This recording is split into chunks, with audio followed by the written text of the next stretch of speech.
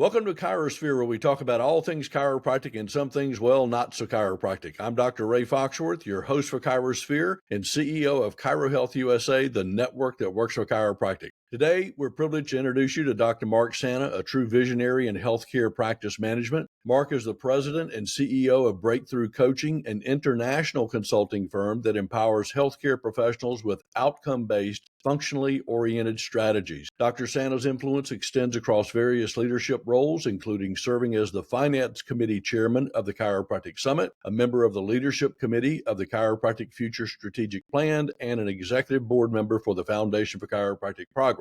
He's also the acclaimed author of Cracking the Code, Marketing Chiropractic, How Chiropractors Align Spines and Minds. I like that title. A best-selling book that has inspired countless professionals in the field. On a personal note, Mark is a dear family friend and one of my mentors, not just in practice, but in my personal life. And as many have, I've learned a lot from this man. So today we're going to delve into his journey, his insights, and some strategies for healthcare practice management. Welcome, my friend. Hey, thank you so much, Ray. It's a pleasure to be here.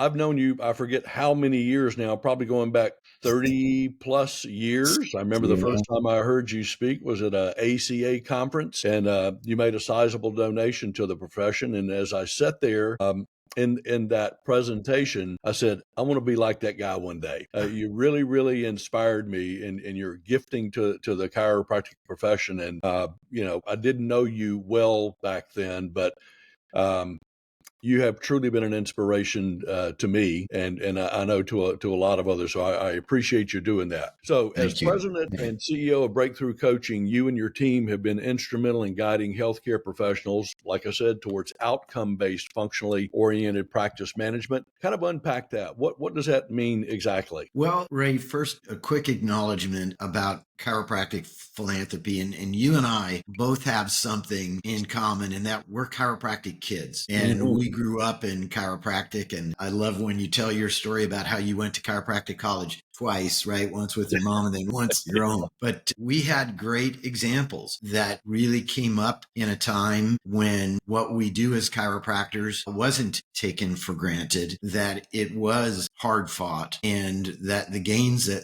they were made with some great sacrifice. And it was instilled in both of us that to those to whom much has been given, that got to return it as well. And so giving back has always been, since my mom and dad, and I know with your folks, has been part of my mission, part of what I do, and it's kind of my DNA. And so I'm thrilled to see how the profession is embracing that right now. And there's so many wonderful things going on behind the scenes where chiropractors are coming together. But to answer your question, we struggle as a profession with the general public because it's kind of like, you ever get one of those big box of chocolates and you open up the lid and you got to pinch each one to see which are the good ones and which are the bad ones. You're not really sure. And that's kind of what a patient goes through when they're trying to find a chiropractor. I mean, I know I'm asked about once a day, I'm sure you are, can you find me a chiropractor in such and such a place? Yeah. And it takes me some time to really research that out to make sure that I've got a person who I would send my own family member to, right? So having solid criteria for care that are based upon objective findings, normative database, is essential. I'm sure you answered the questionnaire from the National Board of Chiropractic Examiners that's going around right now of what are the things that chiropractors need to know to improve their skills. And I know you sat on Clinical Compass for quite some time, maybe still are. And do you know what the guidelines are? Do you know what kind of a normative database that you're measuring patients' progress with? How do you make a recommendation for care? Quite frankly, the most common recommendation, Ray, that's made is I'm going to see you 2-3 times over the next 2-3 weeks. We'll see how you're doing.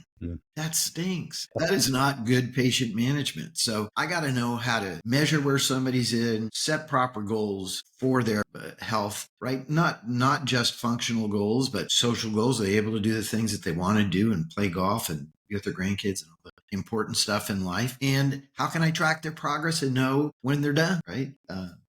So when I say that we base breakthrough coaching on outcomes, I think that's really important. Mitch Malley says your income equals your outcomes, right? So if your outcomes are good, you're not going to have to worry about the income. So we help docs sharpen up their ability to be able to communicate effectively, chiropractic to their patients, communicate to third-party payers, communicate with other healthcare providers in a way that they can get it, you know?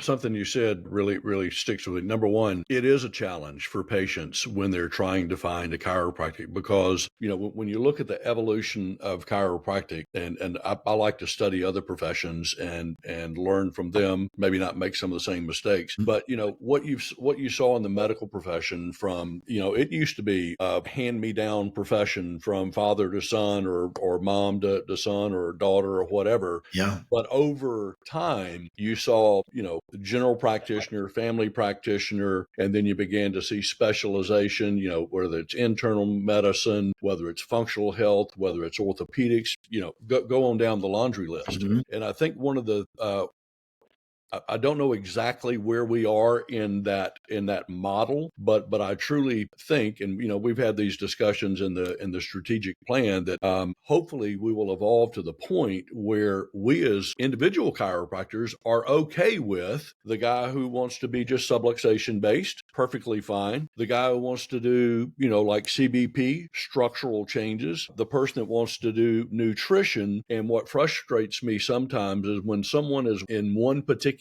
camp, they're not okay with people being in other camps. And I think that's just it's just a reflection of us in our evolutionary process to where the public knows, well, geez, if I got a toothache, I'm going to go to my general dentist. But if I've got crooked teeth, I want to go to an orthodontist. Or if I want a beautiful smile, I'm going to go to, someone who does cosmetic dentistry. And so kind of specializing and identifying kind of what camp or what area you focus on, I think in time will become critical for us as doctors. But I think it will also help the general public because everybody doesn't want or need the same thing. And so, being upfront with people about your practice style, what your focus is, I think is absolutely critical. Yeah. And, marketing experts will tell you it's a lot easier to own a smaller niche, right? And if you try to be all things to all people, you end up watering down your message and it's really hard to get traction. So I'm not saying you can't have a multi-pronged approach, but if there's something you're passionate about, and that's one of the things that when I speak to chiropractic students, Ray, I share with them is it's the most creative chiropractic, the most creative profession that exists. You can be a pediatric chiropractic, you can be a seniors, you can work on athletes, you can do all sorts of different types of practice. Veterinary chiropractic is on the upswing. So there's a lot of uniqueness there, but pick what you're passionate about and run with it. If it's spinal decompression therapy, beautiful, go for it, right? If you enjoy making postural corrections, doing CBP technique, go for it. It's fantastic.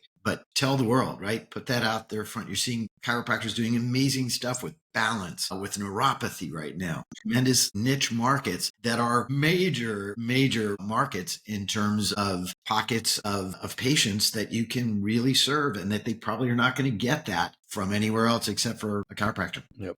Something else you mentioned kind of stuck with me.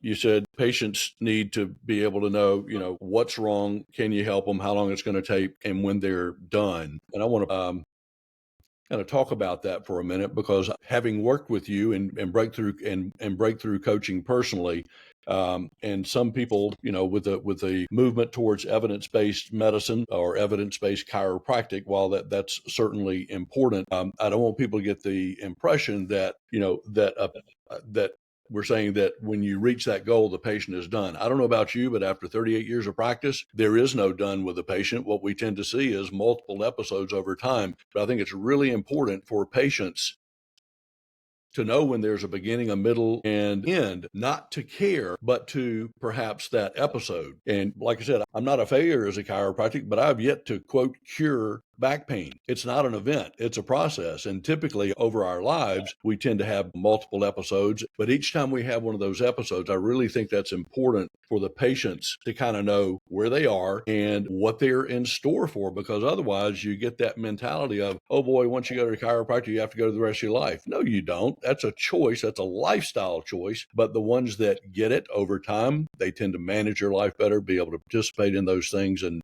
I think that's really critical for patients to understand episodic Let me care. tell you, right? Number one reason patients drop out of care is not for the money. It's because they don't know where they are in the process, and the pain went Clarity. away, and they, of course, naturally think they're done. And all that means is the inflammation has calmed down. Now we can start doing the healing. Right. So Yeah. I think the concept that you share, that health is a process that develops over time, aligns very well with the chiropractic philosophy, because chiropractic care is a process delivered over time. So we have specific time-based dosages of chiropractic adjustments that we deliver. If you're random haphazard with it, the patient's not going to have the greatest results, because you're creating new habits, and habits take reinforcing. They have to be done over and over again. And that's spinal movement. That's how you eat, how you get around in life, what you think. All of that is really key.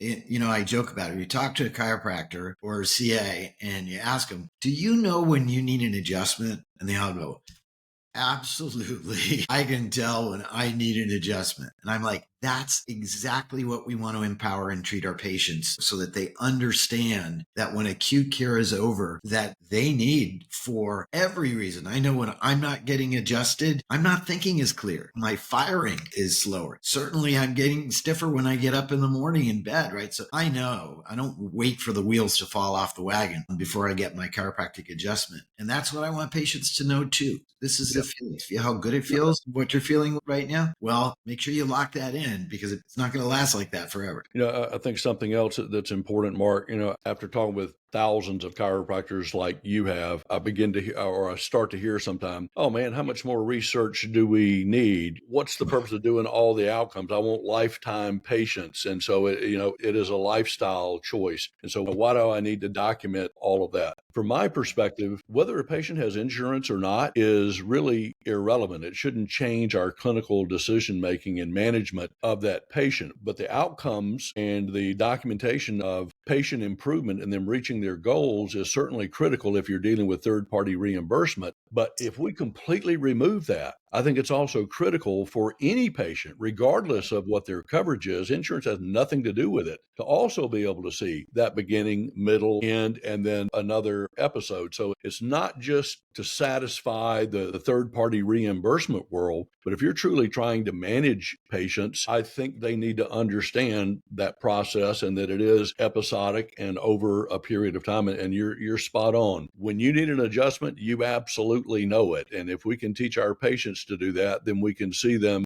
before they quote crash and burn every time and think, oh, that didn't work for me. I went to the chiropractor. Yeah, I went 3 times and it didn't work. They just didn't get it. And so we absolutely should do a better job in explaining that and helping them transition through the different phases of care. So let's back up for a minute. What really inspired you to pursue the path of coaching in chiropractic? Well, I mentioned my dad's a chiropractor, right? It's actually his 69th year being a chiropractor right now, which is pretty amazing. Absolutely. And so we grew up going to the Parker seminars. And I would say if my dad had a mentor, it was Jim Parker. And those of you who aren't familiar with Dr. Parker and the Parker seminars, Jim Parker was the man who made chiropractic a profession. Prior to Jim, it was a vocation, a calling, but he was the fellow who really taught chiropractors that, hey, this is a profession. Before Parker, there were no freestanding chiropractic clinics, buildings, right? The mayors used to come and cut the ribbons at the opening ceremonies. My cool thing is my dad's office in Connecticut is one of the first 100 freestanding offices in the United States, which is pretty darn cool, and still standing. And my ours was, we lived in the back and my mom practiced in the front in our house. There you go. Well, so we grew up around the greats, and I had so many I'm Italian, so we call the people we love auntie and uncles, right? And so even if they're not related. So I had some great aunties and uncles growing up that really mentored us and taught us. We always had a coach in the practice. So in the late 90s, I hired a company called Breakthrough Coaching to come manage my practice up in Connecticut. And so they managed the practice for a couple of years. We're doing a great job. The guy who owned the thing at that time came to me and said, Mark, you might be a good coach. Would you like to do that? That's what I wanted to do my whole life. How did he know? So pretty soon I'm coaching 75 practices. I'm practicing full time. Wow. And this was pre-internet and curly paper fax, and he was making all the money. And so I took him out to lunch and I said, hey, Brian, we need to chat. I want to buy your company. And he said, great. I really want you to buy my company. And I did. And the lawyers are like, what are you buying? There's no assets. There's, back then, there's, like I said, no internet library and all that No kind of building. stuff. No building, no nothing. And I said, I'm buying my way out of Danbury, Connecticut. That was your exit strategy. That was it, man. So, That's but funny.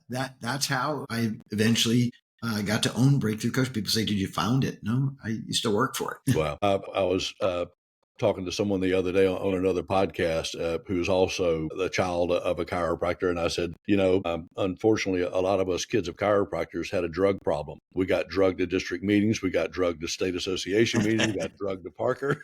You better believe it. I mean, that's just how we were raised. I think my first Parker must have been 7 or 8 years old, Oh, yeah. just huge events. And, man, what an impact and legacy Dr. Jim Parker left. Oh, yeah. So you've been at this quite some time now. And you mentioned curly faxes, which I absolutely love. For those that People there's are like, probably some what's people have that? never seen a fax machine, it's all internet. So I'd really like to know, what have you seen in the way of changes in practice management? Is what worked 20 years ago still working today? Forget about 20 years ago. About yesterday. Is what worked before the pandemic different after the pandemic? And completely, those of you who have hired any staff or are in the process of hiring any staff or employ any staff know that we live in a completely different world right now, where you get in the morning a text saying, I'm not coming in today. And you're like, well, you better be dead. We got a full schedule of patients. And so we used to be able to go in and course correct folks and sit them down and give them a little what's what. And now you got to really ask them how they're feeling about it and what we can do to help support them. And are they getting all of the nourishment that they need? And so it's very different. Same thing you got right now. 4, I've heard 5 chiropractic jobs ready and waiting for every graduate who comes out. It's a great time, by the way, to be graduating from chiropractic college because you will get hired. And same thing with staff, and people are really working to get great staff. And so the focus on the culture in the work environment post-pandemic and now is absolutely essential. You have to put much more time, effort, and energy into the care and nurturing of your staff than you ever had to do before. And between you and me, Ray, it's not the doctor who runs the office, it's the staff. Yeah, I remember many, many years ago, someone walked into or a business person walked into the office and was asking something about the practice. I said, well, do you want to talk to the owner or someone who knows what's going on? Yeah, they absolutely can make our lives much, much easier. And I hate that so many doctors think of staff as just overhead and an expense when quite frankly, they are absolutely the critical piece to a lot of our success. Without them, the show does not go on. Absolutely. So that's a big change. I think also in terms of change in practice, we have to look at reimbursement. We have to look at documentation, and those years back were not as important as they are right now. There were, again, letting you know how long I've been in the game. I can remember when Medicare paid for a monthly visit forever. And, and the patients would come in every single month. And then all of a sudden, Medicare stopped doing that, right? And then we had to learn how to do episodic care and document care and use ABNs and AT and GA modifiers, those sorts of things. That's very different. So some of the docs who practice pre-electronic health record, that was a big, huge shift and change moving into this electronic health record world where we're documenting now electronically and paper is going away. That was a big shift, and some folks weren't able to make that shift too easily. So making sure that folks know how to appropriately document and code for their services is absolutely essential. It's let me share this more complex. Yeah, my folks went into practice in 67, and in 19, you can get a license to even practice in Mississippi, and there was no health insurance. As a matter of fact, believe it or not, with the strength of the State Medical Association, our Practice Act, our scope of practice, literally had language in it that says, nothing in this act shall permit a chiropractor to be reimbursed under personal injury, workers' comp, or health insurance. What the hell has that got to do with scope of practice? Nothing. Yeah. But I love telling the story of what happened to my parents before there was insurance reimbursement and after. Before insurance reimbursement, they kept their notes on a 3x5 index card. On one side was, back don't work, Yeah, those were their symptoms and their findings. And the other side was their ledger of their $3 a visit payments. that's Well, what right. happened after insurance? They had to go from a 3x5 card to a 5x7. Just had to put in a little bit more. I have a Ziploc bag still to this day with those cards. And you know what? I could walk into their practice, but if I were, if we wound the clock back, I could Yep, walk into their practice with that little 3x5 or 5x7 and know what I needed to do to take care of that patient. that's the Uh, truth. yeah, come a But long way, baby. Well, hang tight, everyone, while we take a 30-second break to hear from our sponsors. We'll be right back with you. awesome. Welcome back to our podcast with my friend, Dr. Mark Sanna. I want to pivot a little bit, Mark. Your book, Cracking the Code, Marketing Chiropractors Line Spines and Minds, has been a bestseller and a source of inspiration for many in the chiropractic profession. Share with us 2 or 3 key insights from the book and explain how we can effectively align their practice with the needs of their patient. And then if you don't mind, tell people where they can get a copy of it. Awesome. Thanks, Ray. So the book is Cracking the Code. Get it? Cracking. And it was inspired by the chiropractor Alessandra Colon, who is the doc on crack addicts on the Learning Channel. And when we saw that show coming out, we were all scared because crack addicts Oh, I doesn't know. sound like it would be good. But if you haven't watched the show, please go ahead and watch it because it's chiropractic miracle after miracle after miracle. She's so lovely and amazing representative of the profession. So I absolutely recommend watching. So here I am, I'm seeing this. And at the same time, Foundation for Chiropractic Progress published a survey. And, chiropractic utilization, we've been stuck at 10, maybe 14 in terms of access and utilization of chiropractic forever. And they did a study and they broke it down by age group. And it turned out that the age group 25 to 35, more than a third of them are accessing chiropractic care on a regular basis. When you go 60 and older, it falls back down to 10%. So I'm thinking this is a generational thing. Same thing in that study. They said the number one reason why people don't go to a chiropractor, and this is the big elephant in the room, is that they're afraid it's going to hurt. They've seen Arnold Schwarzenegger rip people's head off in the movies and all that kind of stuff. And you and I both know you couldn't do that with anybody. I've yet to have a head come off of my hand. Not yet. And so you watch these TikTok videos, and Dr. Cologne has 4.5 million followers on her page. She contacted me a little while ago. She has a waiting list of her practice, patients to come in to see her in her practice, of 11,000 people. Oh my 11,000 people. And listen, she'll tell you there's nothing special about what she does, or it's that she's gotten the word out there. And so the fear factor. Yeah, the fear factor of seeing, even though the crazy crunching sounds that come out on TikTok and whatnot, or, you think but people get the crunch, they get up, they smile, they hug, they high five, they laugh. And so that fear factor in the generation that is accessing TikTok and accessing social media has decreased tremendously, right? So that inspired me to write this book. And at the same time, AI was just starting to take hold in terms of Chat GPT and all of the amazing tools that you can do with AI to help market your practice. And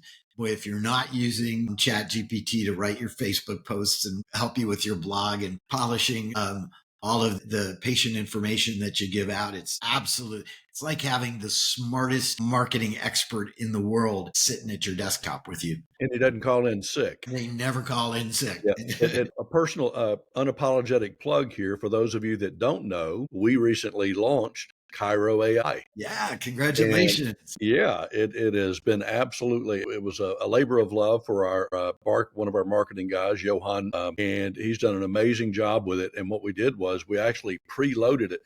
ChatGPT will give you answers, but our platform has all the power of ChatGPT. Plus, we loaded it with chiropractic specific information, billing, coding. This doesn't take a place of a coach or a consultant, but for general information, it is preloaded with chiropractic information. And I did this just for giggles. I've asked it to write me 5 social media posts about the benefits of pregnancy and chiropractic. Yeah. And literally 3 minutes, 2 minutes. It was done. The It's 1 minute of it, amazing. me reading it, it generated. And then this is crazy, but just for fun, I said, all right, write this in the tone of George Carlin. Yes. And then Andrew Dice Clay, and then Shakespeare, and oh my gosh, it was so fun. It's just fun to play with, but you really can if you embrace Chiro AI or just AI in general. Man, the time saver, and it is absolutely phenomenal. So, and by the way, Absolutely. the cost is just right. It's free for the Yeah. entire profession. So. Go check it out and let us know what you think about it. That's awesome. That's so exciting. And let me tell you, this book, So Cracking the Code, is really a guide to help chiropractors embrace all of the new tools that are there, how to communicate chiropractic effectively, both online and offline. It's gotten a great response.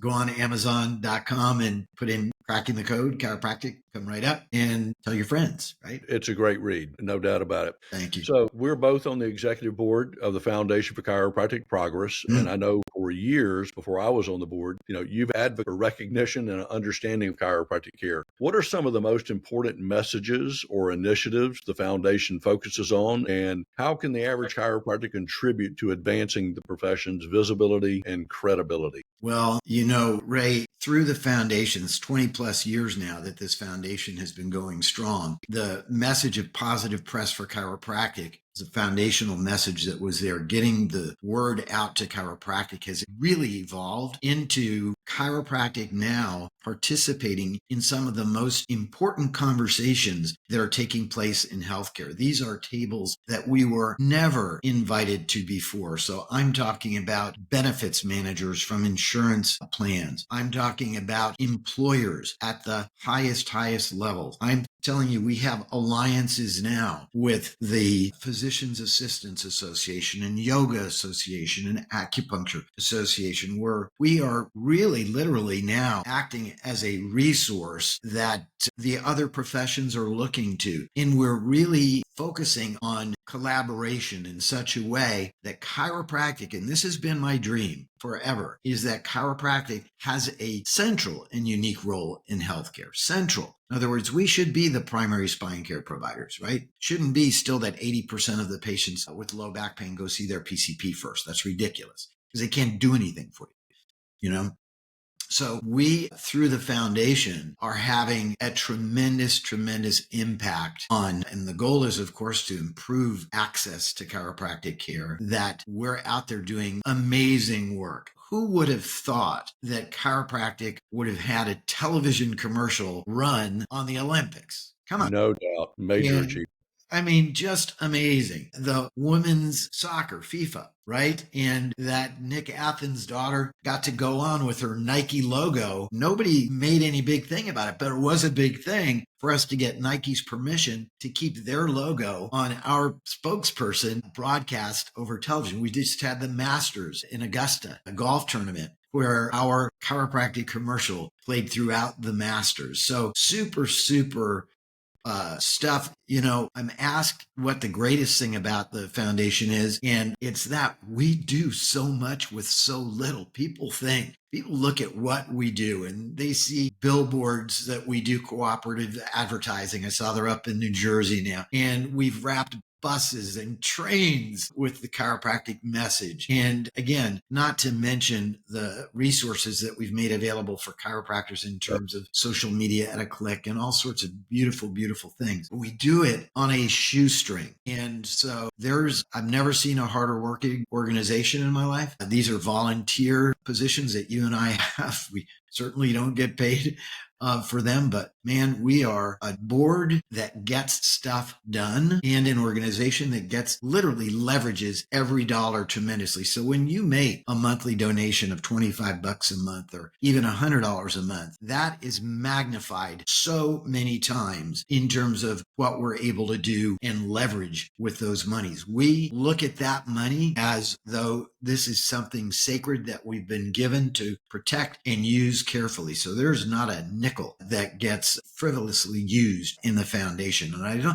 people think we're like this great big huge thing, 37 members. And guess what? That $25 a month donor is absolutely important. And you and I started this conversation talking about philanthropy and giving back. Well, people, we got to give back. We cannot do this alone. We can't do it as an island. You mentioned before, we don't have to be uniform, but we have to be unified, right? We Yeah. have to be one chiropractic profession. The strength that we have when we're working together, stroking together, is so much stronger than when we're dissipated and diverse. Yeah. No doubt. And so my recommendation, boy, if you haven't gone to f4cp.org and checked it out lately, please go on there. Make sure that you're the chances are you're a member through your state association. If you don't know, ask us, we'll let you know. And make sure your listing on Find a Doc, the Find a Doc site, is up to speed, because Ray, we spoke about how I'm asked for referrals all the time. I go right away to the F4CP to Find a Doc. And I'll tell you what, Ray, I look for the docs that have the CHUSA logo next to them. Seriously, not only are they giving to the foundation,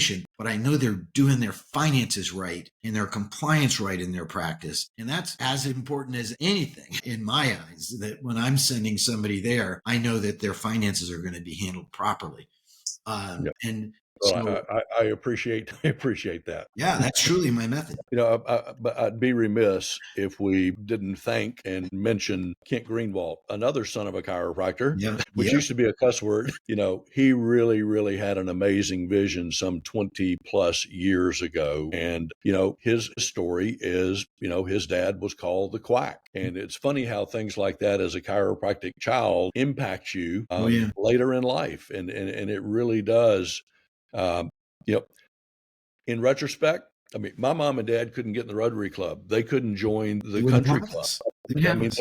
Yeah. they just couldn't. And I am so thankful for that now, because I know how it used to be. Mm-hmm. And so, kudos to Kent and Sherry and Paige and, uh, um, you know, uh, And, all of the team at the foundation. And, and I want to mention one other thing about the foundation. Early on, for many years, it was positive press for chiropractic. And I remember having a conversation with you and Kent one day, and we were talking about, well, why aren't chiropractors contributing to the foundation? And I think at one point there was this concept of, oh, they're marketing to Wall Street at a very high level. And we had the conversation about maybe we ought to be doing some things that would actually drive patients into the chiropractor's office. And I am yes. so thankful that the foundation kind of made not a pivot, but just kind of expanded their messaging to where there is that Find a Doc. And I mean, they get literally thousands of hits a month. Oh, yeah. For people looking for a chiropractor. And they may see it on the billboard, they may see it on the bus wrap, they may see it in the Wall Street Journal. I mean, it is freaking everywhere. Yeah. Olympic commercials, who would have ever thought that? Yeah. And again, so I think it's a critical thing in building and growing your practice, not just supporting positive press for chiropractic, but it really can have a direct impact on your practice. So, if you're looking for tools to help build and grow your practice, tap into the foundation. Absolutely some of the best money you will ever spend and invest. Absolutely. And, Ray, what you're investing in is that you can't take for granted what you have right now. And don't think for one moment that there are not entities out there who want to limit and chip away at your scope. This is something that rears its ugly head. Seeing anti-chiropractic legislation having to be fought down time after time, unfair reimbursement practices having to be fought down time after time. And so don't walk into that practice in the morning and walk up to the adjusting table and put your hands on somebody's neck before you thank all the folks who have gone before you and all the folks who are helping right now to support and make what you do possible every day. That it is a gift, but that gift can be taken away. Got to protect it. Yeah, no doubt about it.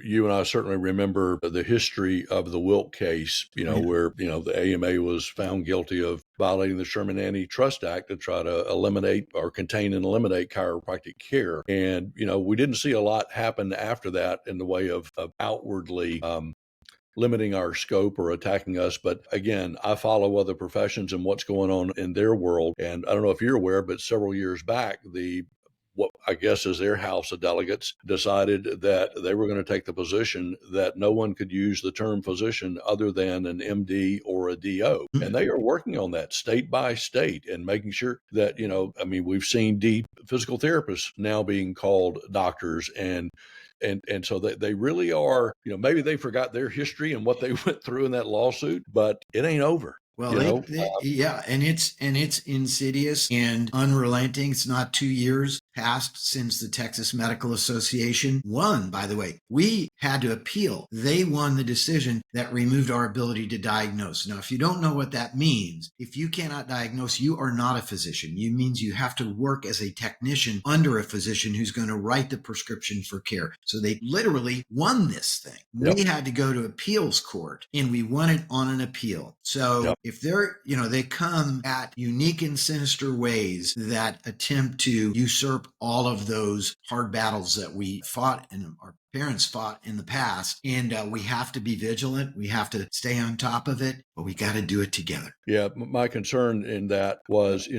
we've heard what happens in Vegas stays in Vegas. Well, my concern was what happened in Texas could happen in your state next. You know it.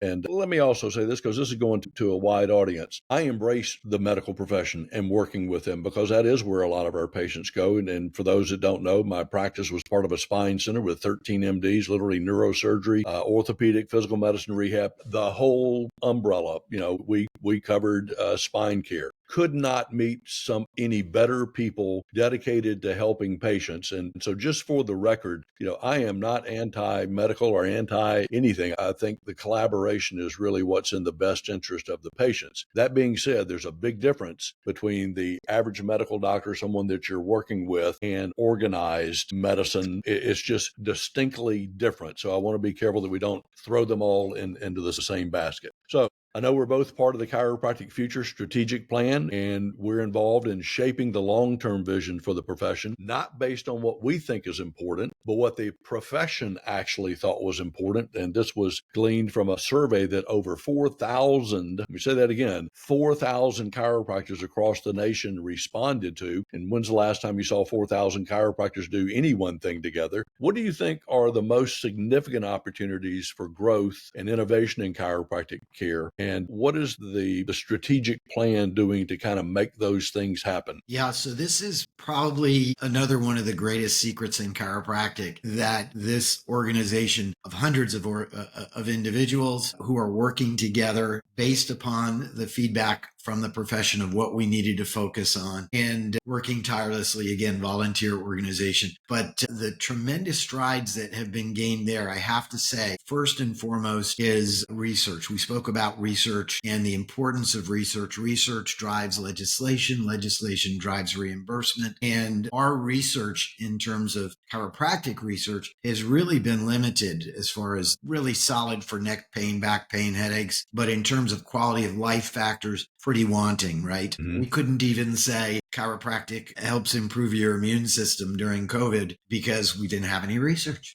Actual research. Clinically, we know, but in terms of published research, And so the research committee, headed by Dr. Heidi Havoc, who is a rock star, just amazing person, is really doing leaps and bounds. And one of the things that they identified is that there is a severe lack of chiropractic researchers. And so this past year, funded for the first time from monies from outside of the chiropractic profession. This is from a personal family who one of the family members had a personal chiropractic miracle story, funded this through the Chiropractic Future, funded a fellowship, full boat research fellowship at Dartmouth University. Ever heard of that?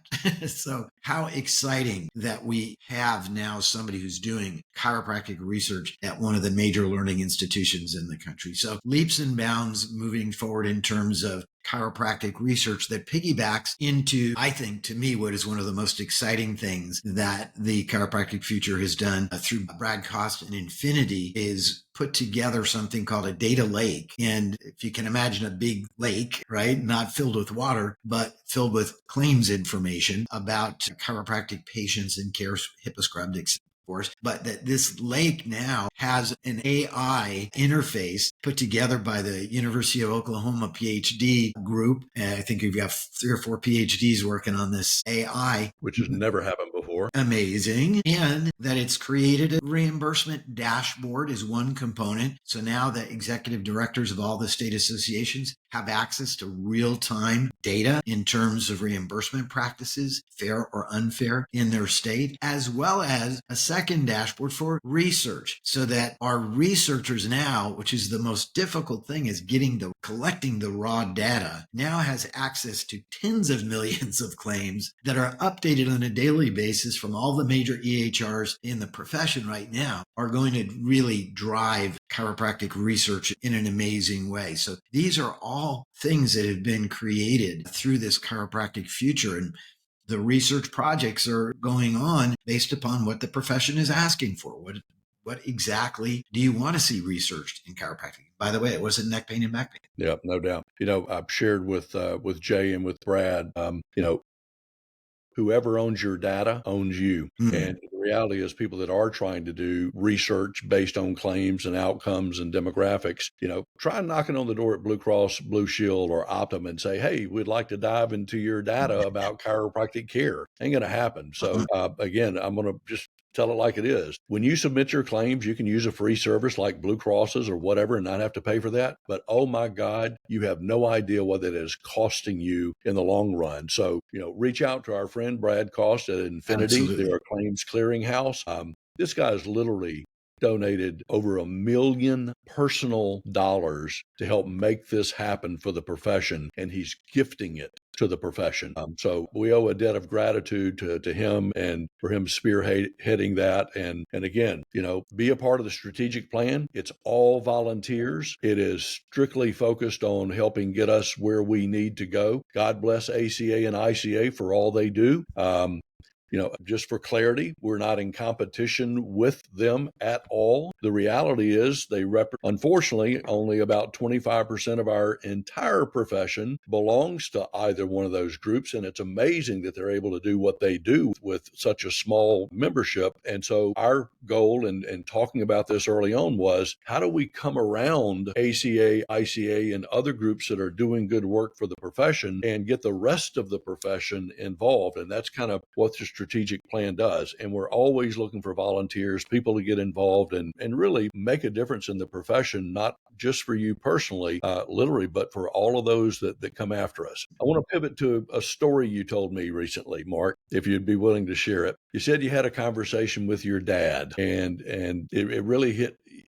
It was an impactful story to me to hear it. What did your dad mean when he said it's in you? Wow, Ray. So I get a little emotional. As did I. Yeah. And, it's only when we're challenged in life and only when things don't go completely smooth that it's so important to have a foundation and have a great place and a great place to go to. And, when you don't need to have affirmations and all that kind of stuff when all's going well, but every one of us in life at some point are going to be challenged in one way or another. And it's how we rise to that challenge. And if you're looking for that hand to come down from heaven and save you and get me out of here, there's one place that you can go to, and it's inside of you, that is your well of strength. And you have a spark inside of you. Each one of us does. My dad used to call it, that's your candle, Mark. And it reminds me of the story in the Bible, right, where you don't put the candle under the basket, right? And he used to tell me, don't ever let anybody blow your candle out. And I've been through tough times in my life. I've been through wonderful times in my life, but he said, never let them blow that candle out, and protect that candle. That's your passion. That's your light. That's what makes you special. And knowing that that's there. And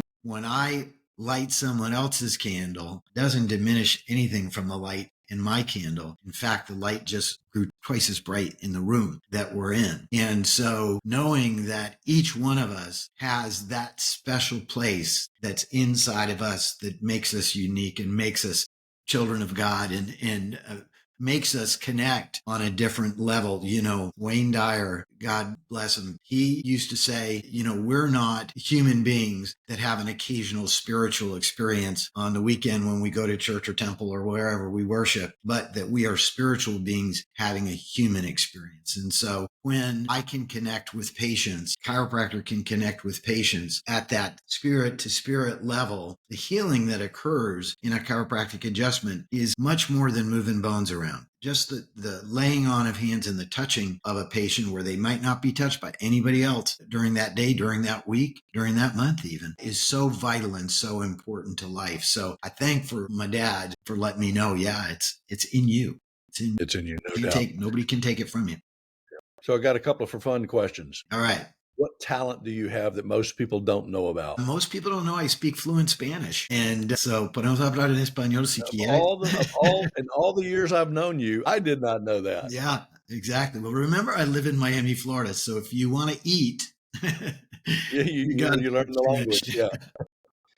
The other one is, what's the worst job you ever had? Oh my gosh. I've had jobs since I was a kid, and I think I was maybe 15 years old, and I worked for Marie Lamont, who owned the Plant Cellar, Cellar, and it was a plant flower shop in the basement of this old building in Newtown, Connecticut. And she had me dress up in a clown suit, and I swear to God, and I had to push this flower cart up and down Greenwood Avenue. Oh my gosh. Oh, it was so embarrassing. And my friends from school would come and laugh at me and everything.